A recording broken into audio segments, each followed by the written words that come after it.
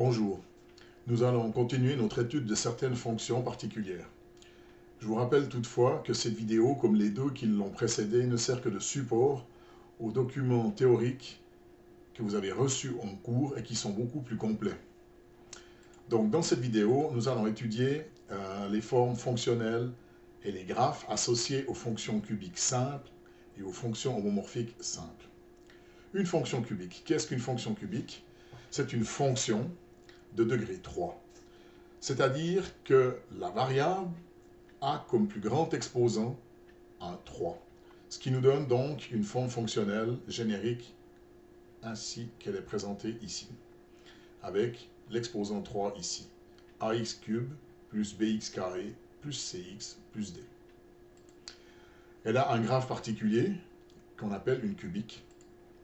Mais dans ce chapitre, nous étudierons un cas simple. C'est le cas où les coefficients b et c ici sont mis à 0 et également le terme constant d est mis à 0. Il ne me reste donc plus que la partie élevée au cube ici avec le coefficient a qui multiplie x cube. Si je prends un cas concret, ici j'ai choisi la fonction cubique. À x, j'associe 0,25 x cube.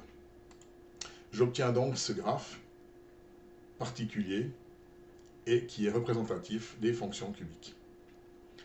Comme dans la vidéo précédente, je pourrais me demander ce qui se passe si je fais juste un changement de signe ici, et j'obtiens donc une fonction de moins 0,25 x cube, et je remarque que j'obtiens une cubique, mais qui est symétrique par rapport à la précédente. Les fonctions homomorphiques maintenant. Une fonction homomorphique simple, c'est une fonction dont la variable apparaît au dénominateur d'une fraction. Et puisqu'on parle de cas simple, elle apparaît donc toute seule. Il n'y a pas de polynôme au dénominateur, juste la variable. Donc, ça nous donne une forme générique de ce type-là, où on a à x, j'associe k. K, c'est un nombre, n'importe quel nombre, sur x, x étant notre variable. Le graphe d'une telle courbe est un graphe très particulier et qui s'appelle une hyperbole. Je reviendrai sur les détails de ce graphe tout à l'heure. Quand on parle de ces fonctions homomorphiques, on parle aussi de fonctions proportionnelles inverses ou inversement proportionnelles. On étudiera ça plus tard lorsque l'on fera la proportionnalité et les fonctions inversement proportionnelles pour résoudre des problèmes. Donc si je prends un cas concret pour une fonction homomorphique, ici j'ai choisi la fonction à x, j'associe 3 sur x, x étant ma variable donc. Et j'obtiens ce qu'on appelle une hyperbole avec ici une première branche et ici une deuxième branche d'hyperbole. À nouveau, je peux me demander ce qui se passe si je change de signe. Donc j'obtiendrai dans ce cas-là la forme fonctionnelle suivante, à x j'associe moins 3 sur x. Et je remarque que j'obtiens également deux branches d'hyperbole, mais symétriques par rapport au précédent.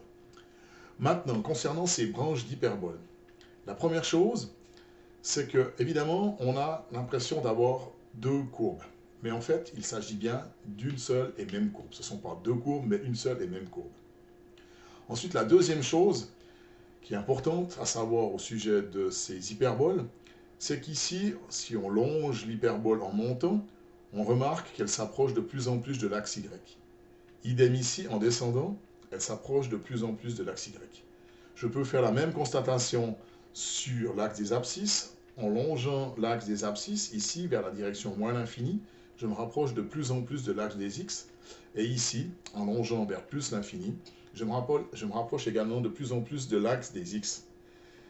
Alors, il est important de savoir que ces branches ne couperont jamais les axes. Elles s'en rapprocheront de plus en plus, mais sans jamais les couper. Quand une droite a cette propriété par rapport à une courbe, on parle d'asymptote. Donc ici, les axes, ici l'axe des ordonnées et ici l'axe des abscisses, sont les asymptotes de la courbe ici de l'hyperbole. C'est ce que je vous ai résumé ici, sur la dernière dia, avec les deux branches qui ne forment qu'une seule courbe et les axes qui forment des asymptotes. Voilà pour les fonctions cubiques et homomorphiques.